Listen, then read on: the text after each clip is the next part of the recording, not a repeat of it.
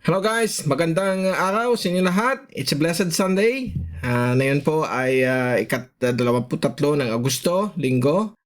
Ito po ang pinaka-latest update. Wala po tayong weather analysis dahil po ang binabantay natin ay mukhang 4 na bagyo. First time since 1971 na ganito karami, kaaktibo ang season natin because of this Super El Nino. At alam naman natin pag may Super El Nino, marami nagko-form sa Western Pacific hanggang doon sa Central at Eastern Pacific. Salamat tayo, walang papunta sa Pilipinas at i-ferry natin yung ating mga neighboring countries na hindi sila maapektuhan itong 4 na ito. Lahat po sila ay papalayo sa ating bansa. But yung isa, posible mag-enhance ng habagat na yung darating pong week, particularly August 26 hanggang katapusan. So yun nasa kanlurang bahagi ng Luzon, maghanda na naman. Pero na yun, may mga ulan-ulan na rin sa may Ilocos provinces at sa may Batanes, ibang areas po, mountainous areas ng Hilagang Luzon. So mag-ingat po sa mga malalakas na ulan. So ito po yung update sa quadruplets na bagyo. Okay? At pinaglilingkod po ito sa inyo ng Typhoon 2000 at Naga College Foundation. Gusto ko rin pasalamatan ang ating partners, ang Aboitiz Power, ang BPI Sustainability. If interested po kayo about sa mga programs po ng BPI, i-click lang po ninyo ang link dito. At ang lokal na gobyerno ng Naga City headed by our Honorable Mayor Len Robredo at ang ating Honorable Vice Mayor Gabi Bordado. So, tingnan natin yung mapa mula sa cyclonicwx.com. Tingnan nyo kung gaano karami yan. Mukhang first time ito. Ngayon lang ako nakakita ng ganito karami kasi yung last time natin nakita maraming bagyo way back 1993 pa, 1964, di ba tayo pinanganak noon. But yun yung pinakamaraming pumasok sa area of responsibility or PAR. So hopefully sana yung mga natitirang buwan ng 2026 lahat po sila sa labas ng PAR at sana walang dumaan sa atin.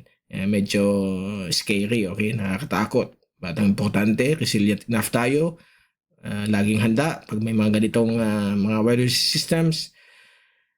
So yan, meron tayong 4 within the Western Pacific, kasama dyan Pilipinas. Meron tayong 2 dito sa Central Pacific at 2 sa Eastern Pacific.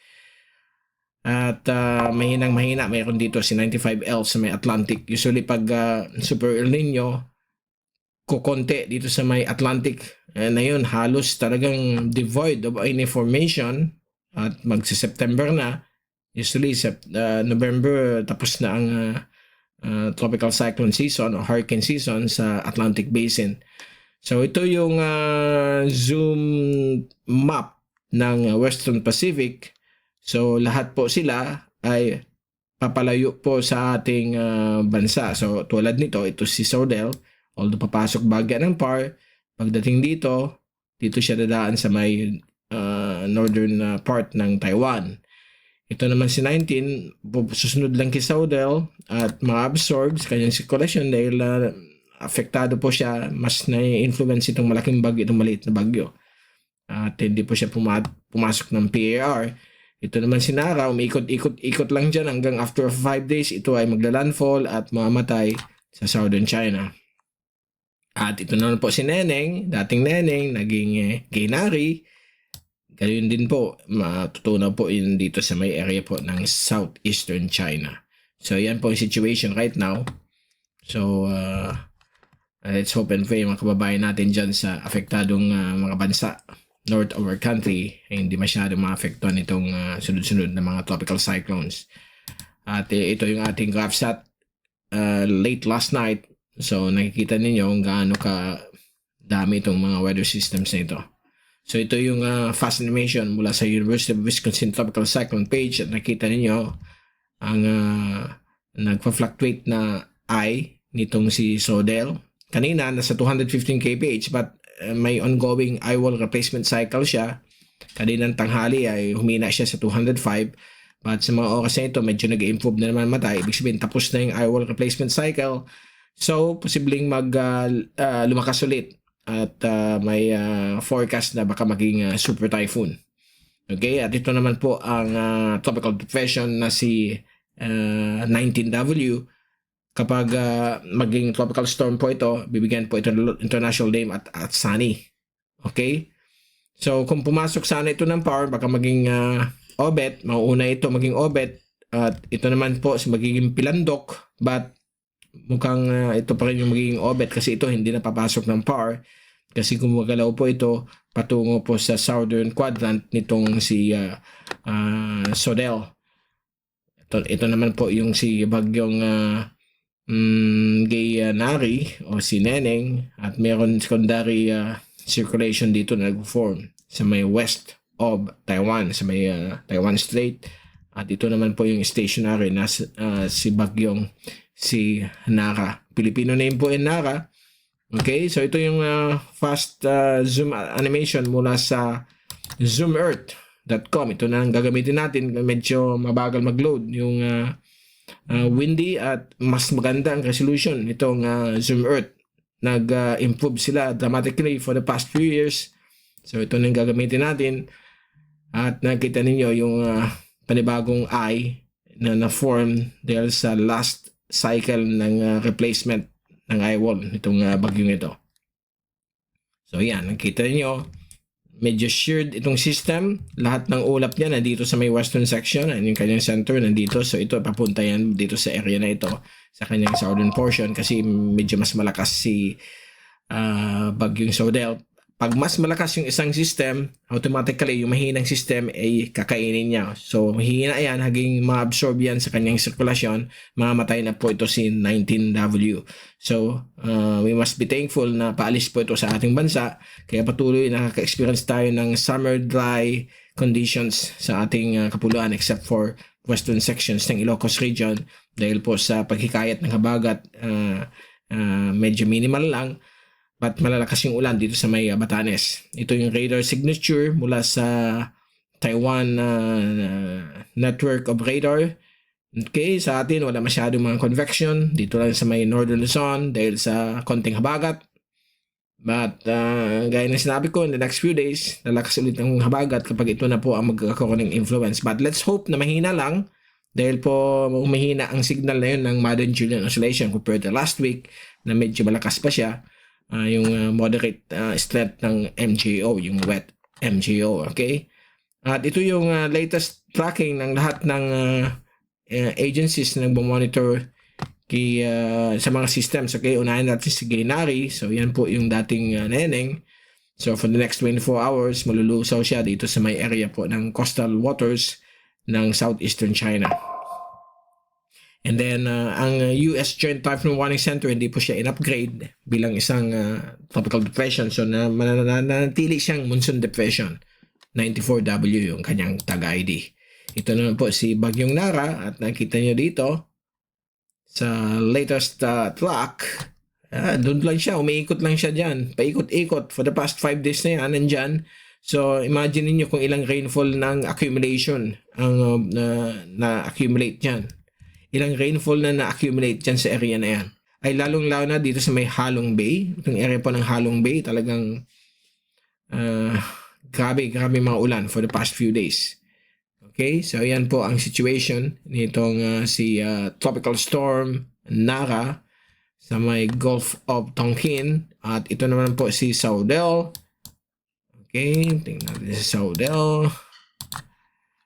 So, ito yung kanyang tracking, lahat ng Asian agencies. So, nakikita nyo yung kanyang paggalaw papunta sa direction po ng Southern Islands of Japan. So, yan po ang kanyang gagawin. Briefly, papasok po siya ng Philippine Air Responsibility by tomorrow, Monday. And then Monday morning, then sa gabi o hapon, exit na kagad siya. So it will be just 6 to 12 hours ang kanyang duration within the Philippine Air Responsibility. Paglabas niya, exit kagad siya after 6 or 12 hours. So yan po ang magiging OBET.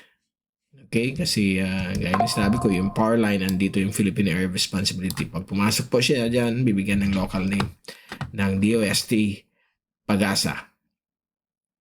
Now, ito yung latest forecast models mula sa forecast model mula sa ECMWF for the past 5 days.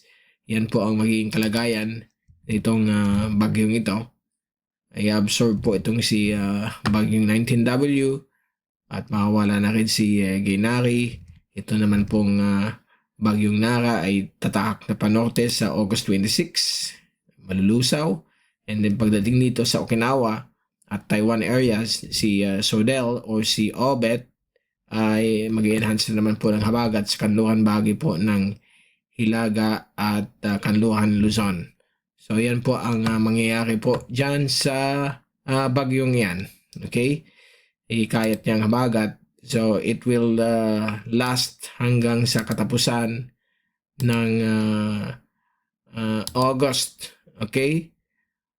And then after 5 days, which is uncertain territory, mababa ang probability, less than 50 or less than 20%, meron naman po mag-form sa may east ng ating bansa. So yan po ang pinapakita.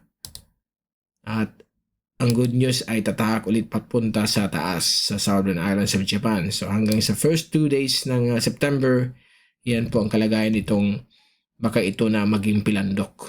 Okay? Again, hindi pa natin alam kung gaano katindi ang epekto sa habagat, but we will monitor that. Lalo na pag malapit na, within 5 days na lang ang forecast, mas tumataas ang probability. Kasi meron pa rin nag-form dyan sa may West Philippine Sea. At meron pang mga maliliit dito, mga bubwits na mga kasama niya. Okay, parang alalay. Oh. Meron pa dito sa may West of Ilocos. So itong mga uncertain forecast po ito, pwede magbago. But yung epekto ng habagat, again, babalik na naman sa first week ng September. So tandaan lang natin itong forecast na ito ay just awareness, okay? Hindi ito sigurado pa kasi more than 5 days hanggang 14 days, so mataas pang uncertainty. At nakikita ninyo gaano ka-active ang Western Pacific because of this ongoing Super El Nino. And take a look at this September 6 forecast, yung pinakadulo ng model ay meron na naman dito sa may east of Cagayan. But ang good news nito, lahat po itong mga system na ito, lalo na itong sa September 6, baka umakyat din ito susunod dito sa mga mas malalakas na system. Kaya lang yung habagat pa rin ang medyo problematic sa western sections of Luzon. At meron na naman po dito sa may Marshall Islands, malapit sa international dateline, isang bagyo na posibleng mag-form dito po sa pinaka-busiest season since 1971. Itong August na ito, maraming nag-form. I hope na November months, magbawas po itong mga formation ng mga bagyo. Ito ang Google DeepMind at nakikita niyo mukhang palis naman lahat, similar sa ECMWF at wala naman pinapakitang susunod at most of them ay sa taas ng ating bansa. May mga circles malapit sa Luzon but these are still highly uncertain. Kasi kailangan po yung mga circles na yan parang ganito. Pakita ko sa inyo. Yan, parang dapat ganyan yan, magkadikit lahat. Kasi nakikita niyo yung mga bagyo, magkadikit sila lahat yan. Usually, pag less than 5 days, magkadikit na yan kung magkakatotoo itong mga weather systems na ito. Okay? So, we will monitor that. Ito yung ensemble naman ng ECMWF. Ang mga susunod na system, ito naman yung si 19W, ito si bagyong magiging Obet, ito naman si Nara, ito naman yung si Ginari. Ito yung mga susunod. Napakalayo sa ating bansa. Ito si Lala. So, wala pa tayo. Clear pa ang Pilipinas. So, safe na safe tayo pagdating sa tropical cyclone direct effects. Sa habagat, ito ang tandaan natin. Sa 26, yan, magsisimula naman mga ulan sa Zambales. 27, affected din ang Occidental Mindoro, Western Visayas, Calamian Group. And then, 28, 29, dahil po yan sa pagdaan ni yan, itong bagyong si Sodel o si Obet sa taas. And then ito na yung kasunod. May mag-form dyan sa may East Philippine Sea na mag-i-influence din sa habagat. So kaya hanggang sa 31 ang epekto ng habagat sa atin. So we will wait and see kung gaano katindi yan. Hopefully sana mas less ang ulan compared to last week. And then ayan na po, magiging bagyo siya September 1. all the way hanggang September 6 habang patungo sa Okinawa, sa Southern Islands of Japan. But grabe yung epekto ng habagat sa kanlurang bagay po ng ating Luzon. Okay, and then meron na naman po dito yung epekto ng habagat. So yan yung forecast na highly uncertain kasi hanggang September 6 po yan. So we will wait and see what will be the true forecast na mataas yung probability.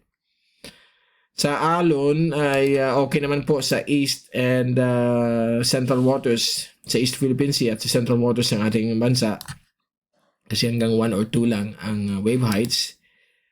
But dito po sa West Philippine Sea ay manatili pong 2 to 3 meters ang swells at alon hanggang sa darating pong Friday, August 26.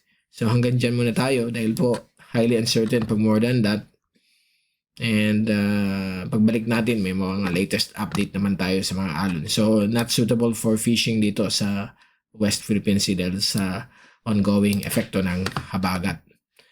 And sa Madden Junior Oscillation, sa latest natin nung nakaraang Webes na nilabas natin nung Friday, ay mahina siya. Basta malapit dito within that circle nitong Wheeler-Hendon diagram. Synthesize na po ito dahil converge natin itong tatlong models mula sa Bureau of Meteorology of Australia, ECMWF, and sa NOAA, CPC. So ganyan po mangyayari siya. Mahina siya at pabalik sa inner circle. So halos babawas yung support nito sa mga pag-enhance sa ulan sa ating bansa. Kaya mas na-feel natin ang medyo mainit na panahon sa ibang parte ng ating bansa except locally dahil sa habagat dun sa Ilocos region.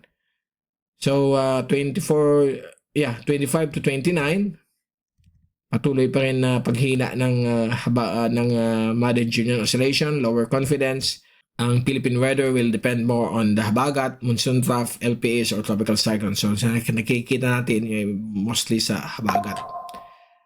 And then sa August 30 to September 3 is uncertain pa kung ano maging evolution nitong Madden Junior Oscillation. But yan, nasa labas na po itong kumbaga itong epekto ng MJO sa mga bagyo, outside na siya. Marami pa rin nagpo-form, mga maliliit dahil po sa epekto ng o sa lakas nitong Super El Nino. So yan muna po ang pinaka-latest nating update na yung weekend, August 23, at babalik ulit tayo early next week for another update. Either Tuesday, mag-i-issue ulit tayo another weather TV update para sa latest po nitong mga bagyong ito sa ating Western Pacific. Mula sa Typhoon 2000, ito si Mike Padarang papaalam. Mag-ingat po tayong lahat. Be #weatherwiser. At maraming salamat po sa pagpunod nyo sa aking channel. God bless po sa inyo lahat.